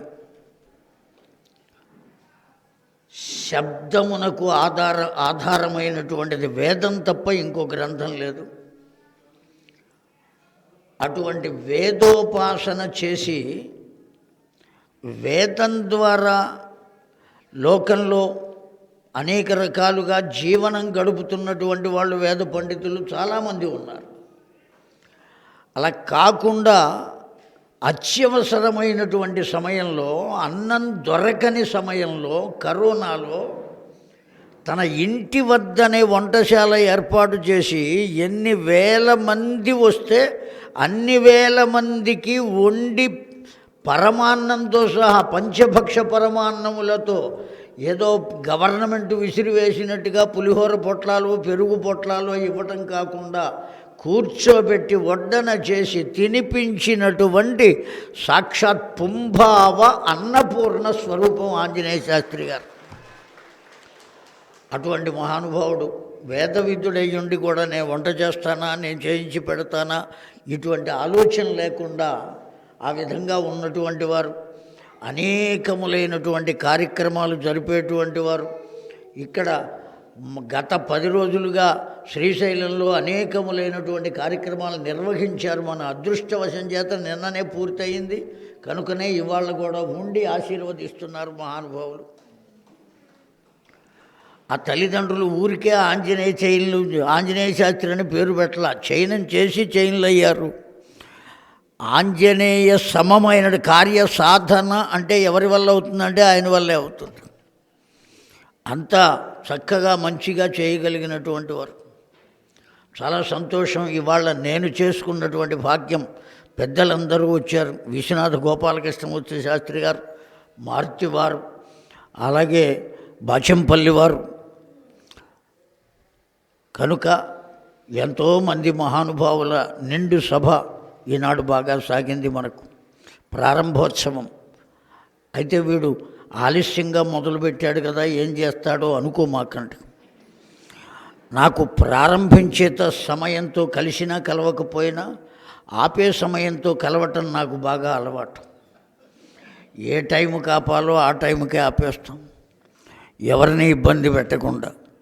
కనుక దివ్యాత్మ స్వరూపులారా, తల్లులారా, తండ్రులారా, ఈ భాగవతం అని ఈ 2 గ్రంథాలకి ఉన్నది కదా. ఎందువల్ల భాగవతం అని చెప్పారు అనేటువంటి దాన్ని వ్యాస భగవానుడు మత్స్య పురాణంలో చెప్పారు. భాగవతం అంటానికి గల కారణం ఏమిటి, ఏ విధమైన విషయాలు ఉంటే దాన్ని భాగవతం అని అనాలి అనేటువంటి చెప్పారు. యత్ర అధికృత్య గాయత్రి వర్ణ్యతే ధర్మ విస్తారః. యత్ర అధికృత్య గాయత్రి, కేవలం ఈ గాథ మొత్తం అంతా కూడా గాయత్రిని ఆధారంగా చేసుకునే ఉండాలి. ఆ గ్రంథం మొత్తం ఈ దేవీ భాగవతంలో ప్రారంభంలోనే గాయత్రిని చాలా దివ్యంగా ఆవిష్కరించారు. ఆ శ్లోకాన్ని ఇప్పుడు మనం 3 సార్లు చెప్పుకున్నాం. సర్వచైతన్య రూపాం తాం ఆద్యాం విద్యాంచ ధీమహి బుద్ధిం యా నః ప్రచోదయాత్ అనేటువంటి ఆ దివ్యమైనటువంటి మంత్రాన్ని మనం ఇప్పటికి 3 మార్లు చెప్పుకున్నాం. ప్రారంభంలోనే రోజు 9 రోజులు కూడా చెప్పుకుంటాం మనం. కనుక అది గాయత్రి మంత్రమే. ఎలా గాయత్రి మంత్రం అయ్యింది అనేటువంటిది తరువాత విషయం చెప్పుకుందాం. ఇదే దేవీ భాగవతంలో చివరి స్కంధంలో గాయత్రి తత్వాన్ని గురించి, గాయత్రి యొక్క సహస్రనామ స్తోత్రం, అనేకములైనటువంటి విషయాలు చివరి స్కంధంలో చెప్పారు. ప్రారంభంలో గాయత్రితో ప్రారంభించారు, చివరికి దేంతో ఆపారు అంటే గాయత్రితోనే ఆపారు. ఆ విధంగా పరిపూర్ణమైనటువంటి యత్ర అధికృత్య గాయత్రి, ప్రారంభంలోనూ చివరిలోనూ కూడా ఆద్యంతములలో మొత్తం ఎవరిని స్పృశించారు అంటే గాయత్రీ దేవతనే చూపించారు. అసలు ఈ గాయత్రీ దేవత అంటే సర్వసాధారణంగా మనం ఇందాక చెప్పారు, భ్రమరాంబాదేవి ఇక్కడ ఉన్నది, కామేశ్వరుడు ఇక్కడ ఉన్నాడు అంటే కామాఖ్య కూడా ఇక్కడే ఉన్నది, ఏర్పాటు చేసిందే కామాఖ్య అని అనుకోవచ్చును అని విశ్వనాథ గోపాలకృష్ణ గారు చెప్పారు. అయితే అనేకములైన నామము ఉన్నప్పటికీ శ్రీ విద్యోపాసకులై అమ్మవారి యొక్క పరిపూర్ణమైనటువంటి దివ్యత్వాన్ని తెలుసుకున్నటువంటి ఉపాసనాపరులైనటువంటి భాస్కరాచార్యులు మొదలైనటువంటి వారు కూడా ఏమన్నారయ్యా అంటే, ఎన్ని అమ్మవారి మంత్రములు ఉన్నవో అవన్నీ గాయత్రీ రూపములే అని చెప్పారు. అమ్మవారి మంత్రములు ఎన్ని రకాలుగా ఉన్నాయో ఎన్నో రకాలుగా ఉన్నాయి. బాల దగ్గర నుంచి మొదలుపెట్టుకుని షోడశి ఇంకా పైన పూర్ణ దీక్ష అంతవరకు కూడా ఎన్ని మంత్రాలు ఉన్నాయో అన్ని మంత్రాలు కూడా అనేక విధములుగా ఉన్నాయి. ఆ మంత్రాలు కూడా అనులోమము, విలోమము, ప్రతిలోమము అని 3 పద్ధతులుగా ఉన్నాయి. ప్రతి మంత్రశాస్త్రం చెబుతున్నది. ఆ మంత్రాలు యొక్క స్వరూపాలు ఏవైతే ఉన్నాయో అవన్నీ కూడా గాయత్రి యొక్క స్వరూపమే. కనుక శ్రీమద్ దేవీ భాగవతం గాయత్రిని అధికృత్యం చేసుకుని, అధికారికంగా చేసుకుని చెప్పబడింది కనుక ఇది భాగవతం. రెండోది వర్ణ్యతే ధర్మ విస్తరః. దీని యందు చెప్పబడినవన్నీ కూడా ధర్మములే చెప్పబడినాయి. ధారణాద్ధర్మ, ఏది ధర్మము ఆచరించవలసినది ఏదైతే ఉంటుందో దాన్ని ధర్మము అని పిలుస్తామండి. ధారణాద్ధర్మ అని చెప్పింది శాస్త్రం. ఏది మనం ఆచరించవలసి ఉన్నదో, ఖచ్చితంగా ఆచరించవలసింది, దాన్ని ధర్మము అంటాం. ఏది ఆచరించకూడదో దాన్ని అధర్మము అని అంటాం. ఇదిగో ఇది మాత్రమే ధర్మము, ఇది మాత్రమే అధర్మము అంటానికి లేదు. ఏది ఆచరించాలి? ఇప్పుడు మనకు వచ్చిన ప్రశ్నది. ఏది మన చేత ఆచరింపబడేది ఏదో ధర్మము, ఆచరించకూడనిది ఏదో అధర్మము. బాగుందయ్యా, ఏది ఆచరించాలి? ఏమండి, వేదోఖిలో ధర్మమూలం అని చెప్పింది. మళ్ళీ ధర్మమునకు ఆధారమైనది పుట్టిల్లు ఏది అంటే వేదము అని చెప్పారు. కేవలము వేదము చేత చెప్పబడినది ఏదైతే ఉన్నదో దాన్ని మాత్రమే ధర్మము అంటాం తప్ప, ఇదిగో ఈ ధర్మం నాకు ఇట్లా తోచింది, నేను ఇలాగే చేస్తానయ్యా, నాకు ఇది ధర్మంగా భావింపబడింది నా చేత అని అంటానికి లోకంలో ఎంత పండితుడైనప్పటికీ కూడా అతడికి అవకాశం లేదు. ఎంత ఉపాసకుడైనప్పటికీ కూడా అతడికి అవకాశం లేదు. కేవలం ధర్మాన్ని ఉపదేశం చేయవలసింది ఎవరు అంటే వేదములే తప్ప ఇంకొకటి లేదు. వేదం దేవ, జాగ్రత్తగా విన్నారు కదండి.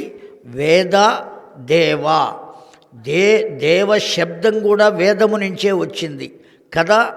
వేద అన్నాం, తరువాత దేవ అన్నాం. ఈ వేదములు అనుష్ఠించవలసినవి, దేవ భగవంతుణ్ణి ఆశ్రయించవలసినది.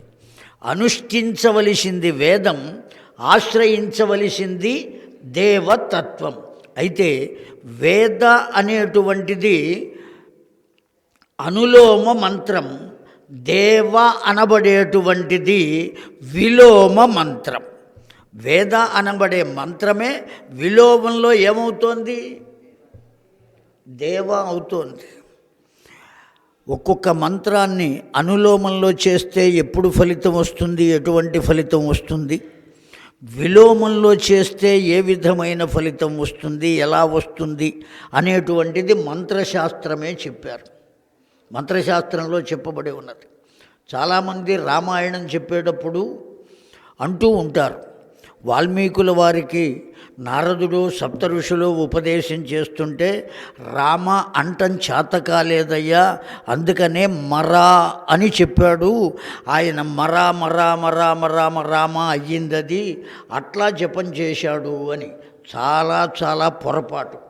నేను మిమ్మల్ని ఓ ప్రశ్న అడుగుతున్నా, రామ అనేటువంటి పదంలో ఎన్ని అక్షరాలు ఉన్నాయి? 2 అక్షరాలు ఉన్నాయి. రా మా కదా.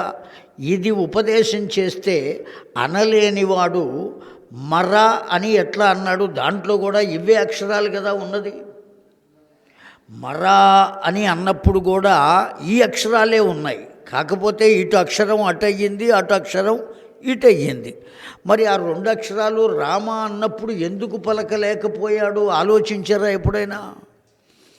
అలా కాదు, అతడు త్వరగా కీర్తిమంతుడై, త్వరగా శుద్ధిమంతుడై, త్వరగా యోగ్యము కలిగిన వాడై ఓ దివ్యమైనటువంటి గ్రంథాన్ని లోకానికి అందించవలసినటువంటి ఆవశ్యకత ఉన్నది. కనుకనే నారదుల వారు అతి త్వరగా ఫలితాన్ని పొందడం కోసం రామ మంత్రాన్ని విలోమంలో చెప్పారే తప్ప ఆ మాట అనలేకపోతే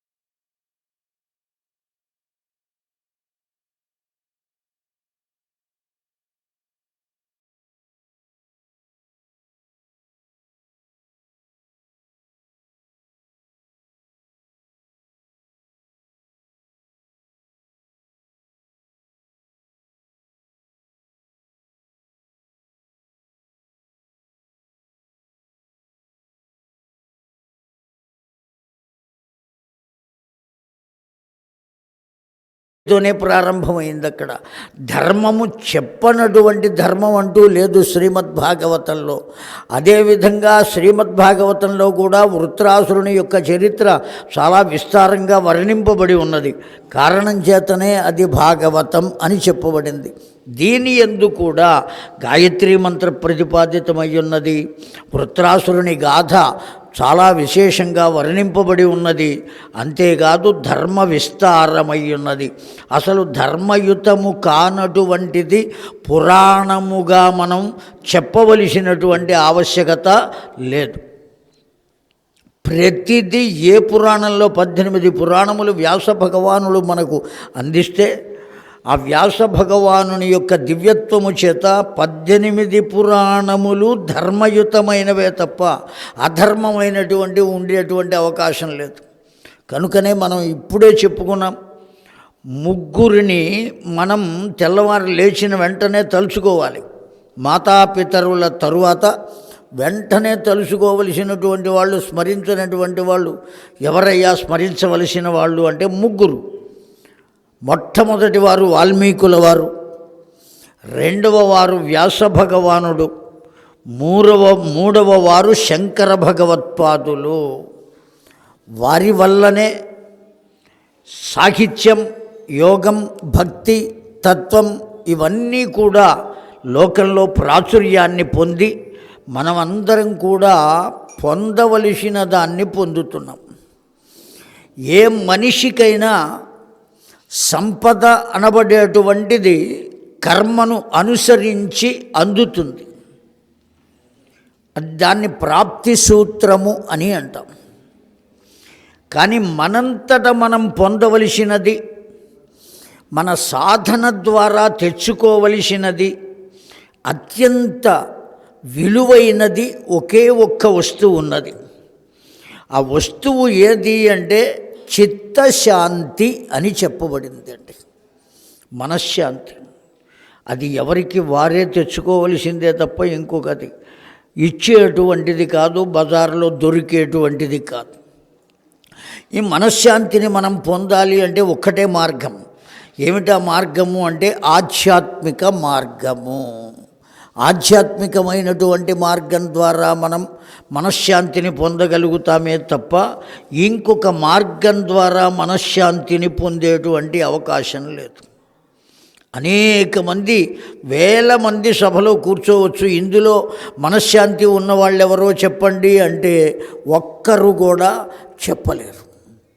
ఆ చిత్తశాంతి దేనివల్ల పొందాలి అంటే కేవలం ఆధ్యాత్మిక తత్వం చేతనే పొందాలి. అయినా ఇప్పుడు నేను ఇక్కడ కూర్చుని ఎవరికి మనశ్శాంతి ఉందో చెప్పండి అన్న, చాలా కాలం నుంచి పురాణాలు వింటున్నా, ఆధ్యాత్మిక మార్గంలోనే ఉన్నా, ఎంతసేపటికి వీటన్నిటినీ చేస్తున్నామే కానీ పరమమైనటువంటి చిత్తశాంతిని మనం పొందట్లేదు. ఎందువల్ల పొందట్లేదు అనేటువంటి విషయాన్ని మనకు తెలియచేసేటువంటి ప్రత్యేకమైనటువంటి గ్రంథమే శ్రీమద్దేవీ భాగవతం. ఆ ఒక్క విషయాన్ని మనకు పరిపూర్ణంగా తెలియచేస్తుందండి దేవీ భాగవతం. ఎక్కడ అనేకములైనటువంటి భావములలో, అనేకములైనటువంటి చరిత్రలలో మానవుడు చిత్తశాంతిని దేనివల్ల పొందలేకపోతున్నాడు. ఇందాక విశ్వనాథ వారు చెప్పారు, గోపాలకృష్ణ శాస్త్రి గారు, శ్రీమద్భాగవతం వింటే మోక్షం రాదండి, దేవీ భాగవతం వింటేనే వస్తుంది అని నిర్ధారణ చేసి చెప్పారు.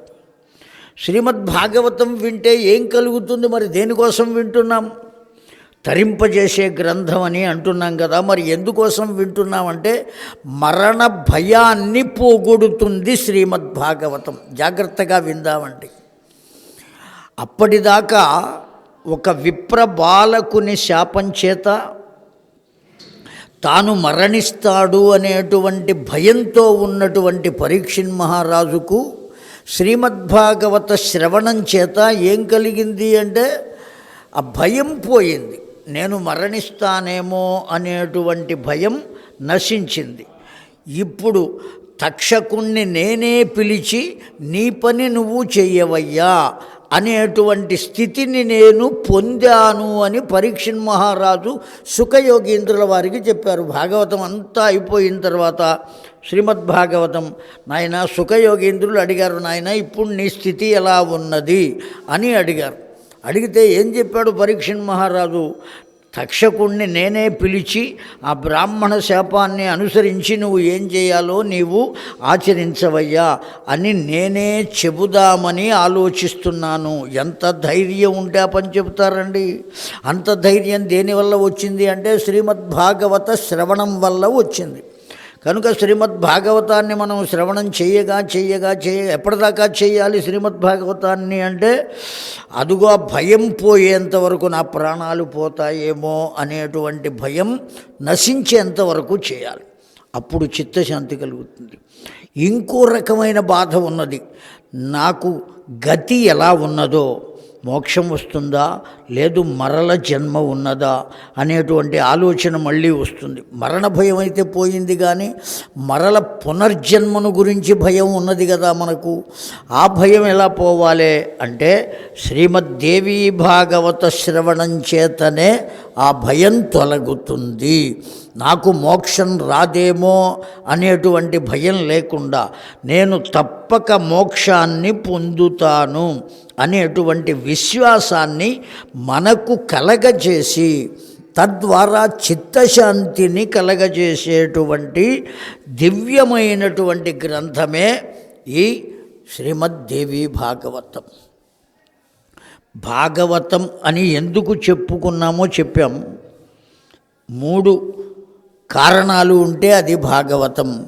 గాయత్రి అధికృత్యమై ఉండాలి, ధర్మ విస్తారమై ఉండాలి, వృత్రాసురుని చరిత్ర ఉండాలి. కనుక శ్రీమద్భాగవతం. అయితే ఆ శ్రీమద్భాగవతాన్ని బోధించినటువంటి వారు కొడుకు, విన్నటువంటి వారెవ్వరు? తండ్రి విన్నాడు. కొడుకు బోధిస్తే తండ్రి విన్నాడు. ఎవరి కొడుకు బోధించారు? జాగ్రత్తగా విందాం. వ్యాస భగవానుని పుత్రుడు శ్రీమద్భాగవతాన్ని బోధించారు. విన్నవారెవ్వరు అంటే పరీక్షిత్ మహారాజు విన్నాడు. దేవీ భాగవతాన్ని బోధించిన వారెవ్వరు అంటే తండ్రి బోధించాడు. విన్నవారెవ్వరయ్యా అంటే కుమారుడు విన్నాడు. శ్రీమద్దేవి భాగవతాన్ని విన్నవారెవ్వరు అంటే పరీక్షిత్ మహారాజు కొడుకు కుమారుడు విన్నాడు, జనమేజయుడు.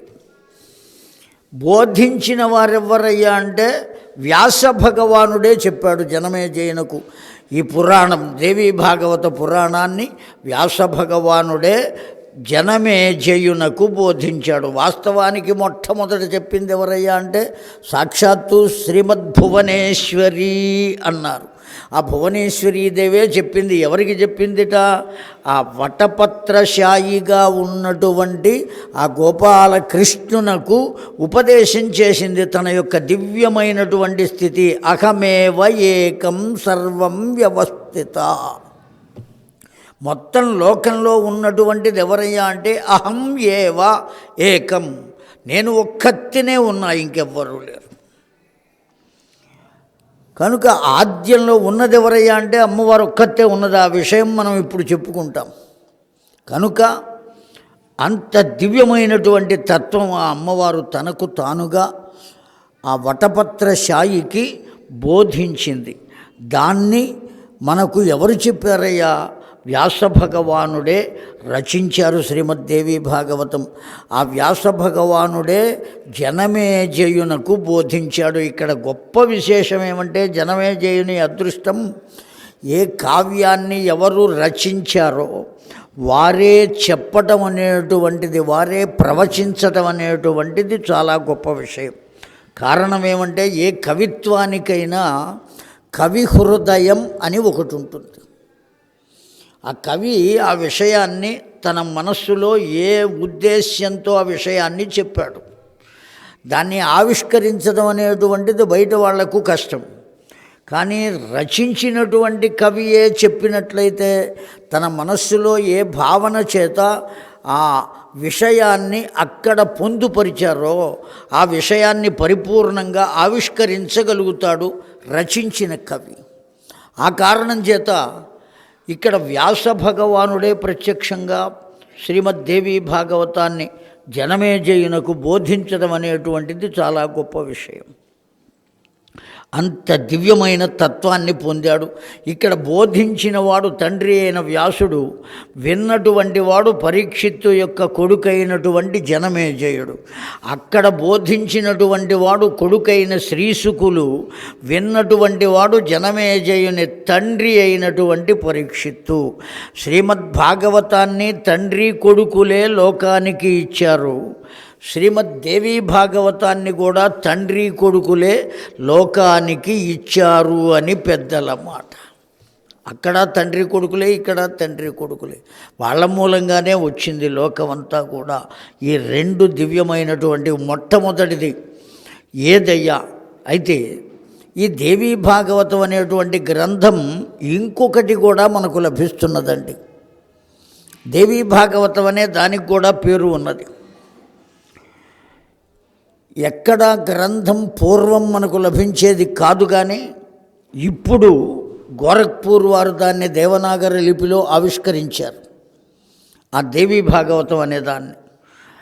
ఈ దేవీ భాగవతానికి ప్రాచుర్యంగా లోకంలో పారాయణ చేస్తూ ప్రవచనాలుగా చెప్పుకుంటున్నటువంటి ఈ దేవీ భాగవతానికి ఆ దేవీ భాగవతానికి అస్థిమశికాంతరం వ్యత్యాసం ఉన్నది, చాలా తేడా ఉన్నది. స్కంధాలలోనూ శ్లోక సంఖ్యలోనూ విషయాలలోనూ కూడా ఎంతో తేడా ఉన్నది. కాకపోతే దాన్ని అందించినటువంటి వారు కూడా వ్యాస భగవానుడే, వ్యాస భగవానుని చేతనే. ఇంకొక రెండవ విషయం, అష్టాదశ పురాణములలో భ అనేటువంటి అక్షరంతో ఏమండి అనేక మద్వయం భ్రత్రయం వచతుష్టయం అనాపలింగ కూస్కాని పృథక్ పృథక్ పురాణ అని పృథక్ పృథక్ అని కదా చెప్పింది. మొత్తం పురాణాలు 18 పురాణములు, అందులో భా అనేటువంటిది ఒకే ఒక్క అక్షరం, ఒక్క పురాణమే ఉన్నది, భాగవతం అని చెబుతున్నాం. మరి ఈ భాగవతం అనబడేటువంటిది దేవీ భాగవతం అనుకోవాలా, లేదు శ్రీమద్భాగవతం అనుకోవాలా? కేవలం దేవీ భాగవతం అనే అనుకోవాలి అని అనేక పండిత లోకంలో ఉన్నటువంటి అనేక మంది యొక్క అభిప్రాయం. నా అభిప్రాయం కూడా అంతే. శ్రీమద్భాగవతం అనేటువంటిది ఎప్పుడు రచించబడింది? అది కేవలం అష్టాదశ పురాణాల్లోది కాదండి. శ్రీమద్భాగవతం కాదు అని నిర్ధారించడానికి మనకు ఆధారం ఉన్నది. కాకపోతే అష్టాదశ పురాణాల యొక్క జాబితాలో శ్రీమద్భాగవతమే ఉన్నది, కానీ దేవీ భాగవతం లేదు. అష్టాదశ పురాణాలు చెప్పాలి అంటే భాగవతం చెబితే కానీ ఒప్పుకోరు. అందులో దేవీ భాగవతమే చెబుతాను, నేను భాగవతం చెప్పను, అది లేదు అని అంటే జనం వినేటువంటి స్థితిలో లేరు. ప్రజలు, శ్రోతలందరూ కూడా భాగవతమే చెప్పాలి అని వాదన. కానీ మనకు ఆధారం ఎక్కడ లభిస్తుంది అంటే శ్రీమద్భాగవత అవతారికలో అష్టాదశ పురాణములు రచించడం అయిపోయిన తరువాత వ్యాస భగవానుడు అప్పటికీ చిత్తశాంతి లేక బాధపడుతూ ఉంటే నారదుల వారు వచ్చి నీ బాధకు కారణమేమయ్యా అని అడిగితే తనకు చిత్తశాంతి లేదయ్యా ఎన్ని పురాణములు రచించినా అని వ్యాస భగవానుడు చెబితే అప్పుడు నారదుల వారు భగవంతుని యొక్క దివ్యత్వాన్ని గురించి వివరించి, తన గత జన్మను గురించి వివరించి, భగవంతుణ్ణి గురించిన పరిపూర్ణమైనటువంటి లీలా విశేషములను నీవు రచించవయ్యా, అప్పుడు నీకు చిత్తశాంతి కలుగుతుంది అని వచించగా అప్పుడు శ్రీమద్భాగవతాన్ని రచించినట్టుగా ఆ భాగవత అవతారికలో చెప్పబడుతుంది మనకు. కనుక 18 పురాణములు అయిపోయిన తరువాత శ్రీమద్భాగవతం వచ్చింది, కానీ 18 పురాణములలో శ్రీమద్భాగవతం ఉండే అవకాశం లేదు. కనుక శ్రీమద్దేవీ భాగవతం అనేటువంటిది ఖచ్చితంగా అష్టాదశ మహాపురాణములలోది. ఇంకొక దేవీ మహత్యము, ఇంకొక దేవీ భాగవతం ఎక్కడదయ్యా అంటే పెద్దలు చెప్పారు, అయ్యా ఉపపురాణములలో దేవీ పురాణము అని ఒకటి ఉన్నది. అదే ఇప్పుడు దేవీ భాగవతంగా లోకంలోకి వచ్చిందయ్యా అనేటువంటి విషయాన్ని పెద్దలు, శాస్త్రవిధులు, పరిశోధకులు అయినటువంటి వాళ్ళు తెలియజేశారు. వెరసి మనకు 2 అమ్మవారి యొక్క దివ్యమైనటువంటి చరిత్రలు ఉన్నాయి. ఈ 9 రోజులలో మనం కేవలం ఆ దేవీ పురాణం ఉపపురాణంలో ఉండేటువంటి దేవీ రహస్యాలు, ఈ దేవీ భాగవతంలో చెప్పబడినటువంటి దేవి యొక్క తత్వాలు, ఈ విషయాలన్నిటినీ కూలంకషంగా సమయానుకూలంగా ఈ 9 రోజులు మనం మనవి చేసుకుందాం. అదేమిటయ్యా దేవీ భాగవతం మొత్తం చెప్పవా అంటే, ఇందులో ధృతరాష్ట్రాది జన్మ వృత్తాంతము, శ్రీకృష్ణ పరమాత్మ యొక్క చరిత్ర, శ్రీరామచంద్రుని యొక్క చరిత్ర ఇవన్నీ ఉన్నాయి. అయితే మనం అనేక సందర్భాలలో ఆ రామాయణం వింటూ రాముని చరిత్ర విన్నాం, భాగవతం వింటూ కృష్ణ భగవానుని యొక్క చరిత్రలు వింటున్నాం. ఆయా కారణాల చేత మనం వాటి జోలికి వెళ్లకుండా ఆ సమయాన్ని కూడా అమ్మవారిని గురించి మనవి చేసుకోవడం కోసం కనుక మనం ఉన్నట్లయితే, ఈ దివ్యమైనటువంటి క్షేత్రం అండి శ్రీశైల క్షేత్రం, సామాన్యమైనటువంటిది కాదు. విష్ణు సహస్రనామం కూడా ఎలా వచ్చింది అంటే, వాళ్ళైతే వేరే అర్థం చెబుతారు, మనమైతే ఇదిగో ఈ అర్థాన్నే చెప్పు. శ్రీశైలేశ దయాపాత్రం అని మొట్టమొదటి శ్లోకంలో ఉంటుందండి. శ్రీశైలేశుడు ఎవరయ్యా అంటే మల్లికార్జునుడే. వాడి యొక్క దయచేతనే మనకు విష్ణు సహస్రనామ స్తోత్రం వచ్చింది. అంత దివ్యమైనటువంటిది క్షేత్రం. అంతేకాదు, ఏ ప్రాంతంలో ఏ దిక్కులో ఉన్నవాళ్ళు కూడా సంకల్పం చెప్పుకునేటప్పుడు ఏమని చెప్పుకోవాలండి? శ్రీశైలస్య ఈశాన్య ప్రదేశే, శ్రీశైలస్య వాయువ్య ప్రదేశే, ఇట్టా చెప్పుకోవలసిందే. కనుక ఆ శ్రీశైలము అనబడేటువంటిది ఎక్కడ ఉన్నది అంటే నాభిస్థానంలో ఉన్నదండి.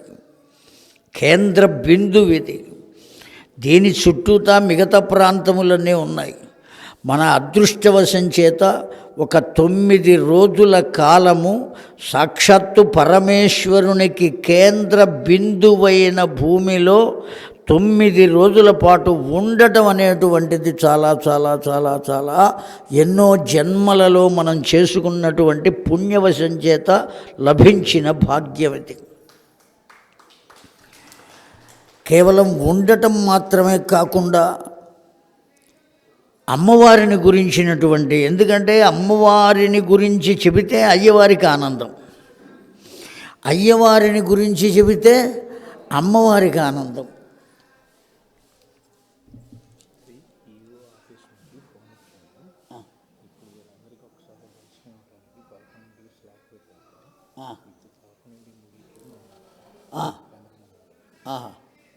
అలాగే పూర్వం ఇక్కడ దేవాలయంలో హాయిగా వెళ్ళిపోయి లోపలికి వెళ్ళి ఆ లింగం దగ్గరే కూర్చుని అభిషేకం చేసుకునే వాళ్ళమండి.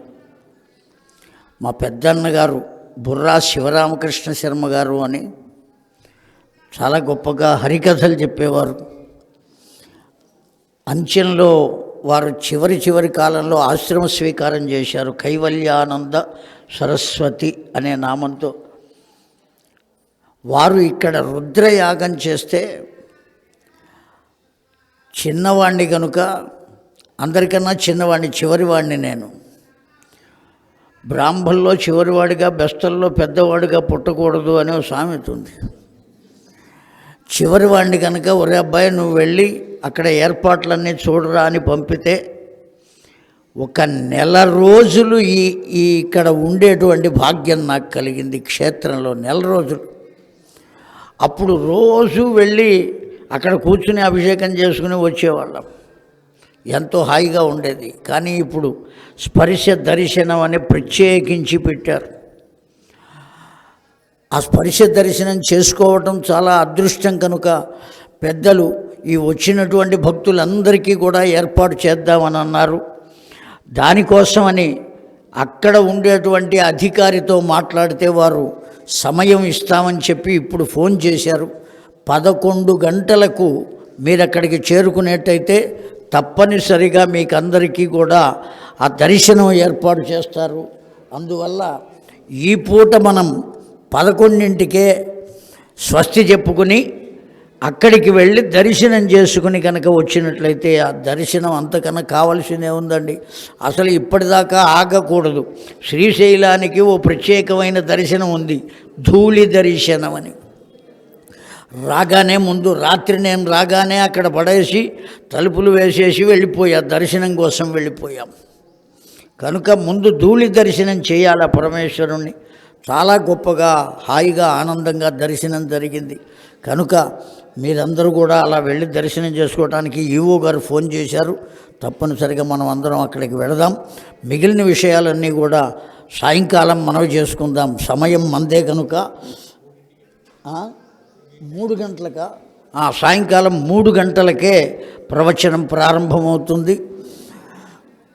నిత్యము కూడా మనం సంధ్యా సమయంలో కాస్త ఒక అరగంట 30 గంట ఆపుదాం. ఆపి సంధ్యావందనం చేసుకుని వద్దాం. చక్కగా వచ్చి మళ్ళీ చెప్పుకుందాం. ఇక్కడే ఉంటాం కనుక రాత్రి 9 దాకా 12 దాకా చెప్పినా ఇబ్బంది లేదు. వచ్చిందే అందుకోసం కదా. నాకేం అభ్యంతరం లేదు, మీకు అభ్యంతరం ఉంటే చెప్పలేము. కనుక తప్పనిసరిగా మీరందరూ ఇప్పుడు వెళ్ళి స్వామివారి దర్శనం చేసుకుందామని మనవి చేస్తూ స్వస్తివాచకం పలుకుదాం. స్వస్తి ప్రజాభ్య పరిపాలయంతాం న్యాయేన మార్గేణ మహిం మహేషాః గోబ్రాహ్మణేభ్యః శుభమస్తు నిత్యం. లోకాః సమస్తాః సుఖినో భవంతు. కాలే వర్షతు పర్జన్యః పృథివీ సస్యశాలిని దేశోయం క్షోభరహితో బ్రాహ్మణాः సంతు నిర్భయాः. అపుత్రాः పుత్రిణः సంతు పుత్రిణः సంతు పౌత్రిణः. అధనాः సధనాः సంతు జీవంతు శరదాం శతం. సర్వం శ్రీదేవీ దివ్యచరణారవిందార్పణమస్తు.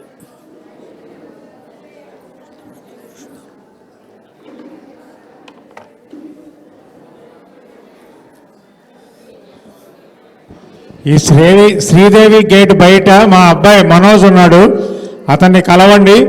నిన్న రాత్రి డబ్బులు కట్టిన వాళ్ళు ముందు వెళ్ళండి, తర్వాత వాళ్ళకి తర్వాత ఏర్పాటు చేస్తారు. ముందు దానికి వెళ్ళిరండి.